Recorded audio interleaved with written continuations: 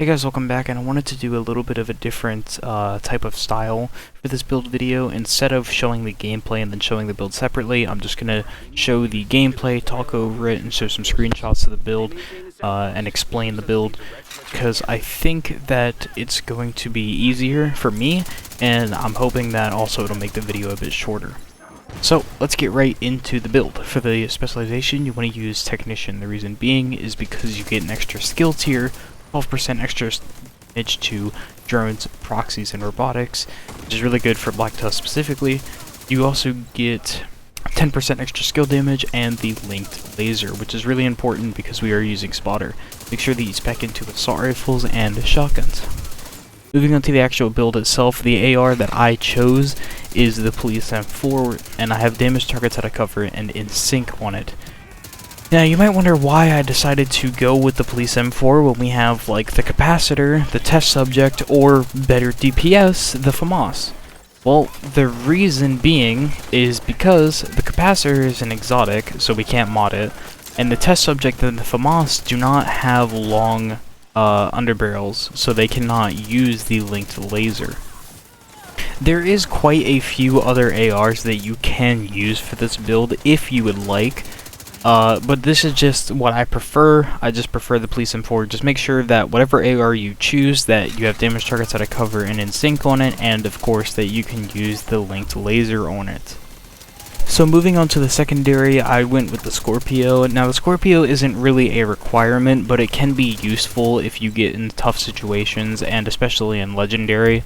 You might find yourself in a tough situation a lot more often, so it'd be really good for that. And yeah, before you ask, I would trust this build to perform in Legendary. And I 100% will be testing it in Legendary as well. Moving on to the gear for the build, my mask is one of two pieces of Brazos for this build, giving me 10% skill haste and a skill tier. I have armor regen, skill damage, and a skill haste mod. The gloves are my second piece of Brazos, and I have armor regen and skill damage on them. The chest piece is a piece of Bellstone for the 1% armor regen. I have armor regen, skill damage, a skill haste mod, and spotter.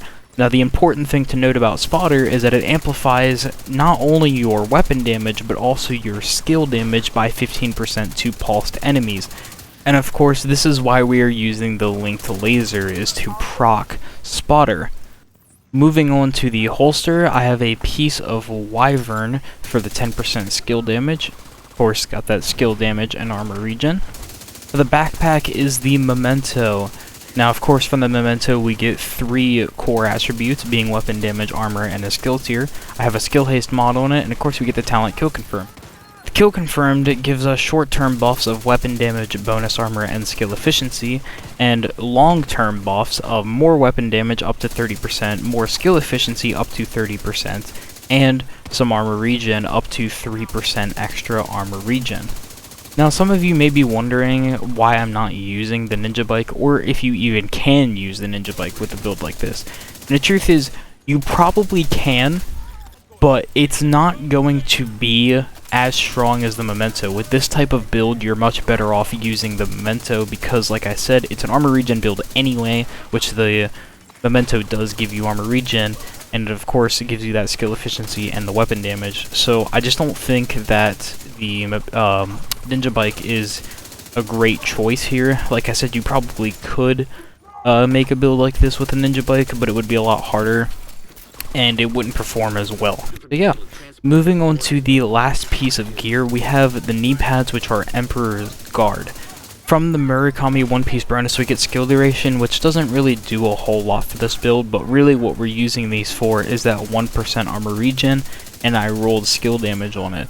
Now, these knee pads, of course, are not going to be an easy thing for a lot of people to come by if you don't already have them, because they are PvP exclusive, meaning that you can only get them out of the Dark Zone, out of conflict caches, or named item caches. But if you do get a pair, and you decide to make this build, definitely worth it in my opinion. So moving on to the skills, there's a couple different skill combinations that you can use. Of course, you can run the classic, just turret and a drone, but you can also run a drone and a shield, or a turret and a shield. Now, in heroic difficulty, I would say that running a shield is kind of pointless, unless you really want to be out of cover and aggressive. But in legendary, I definitely would run a shield and a turret.